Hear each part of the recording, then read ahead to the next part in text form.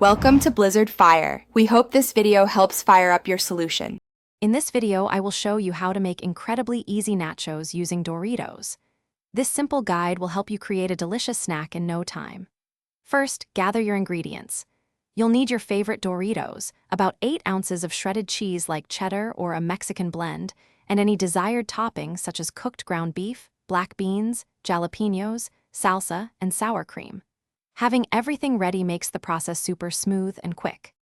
Now, let's assemble the base for your amazing nachos. Take a large baking sheet and spread a single, even layer of your chosen Doritos. This ensures every chip gets some cheesy goodness. Next, sprinkle about 1 cup of your shredded cheese evenly over the chips. If you're adding a protein like cooked ground beef or black beans, distribute about 1/2 cup of it over the cheese layer now. This creates a fantastic foundation. It's time to bake your delicious creation. Preheat your oven to 350 degrees Fahrenheit. Carefully place the baking sheet with your layered Doritos into the preheated oven. Bake for approximately 5 to 7 minutes, or until the cheese is perfectly melted and bubbly. Keep a close eye on them to prevent burning.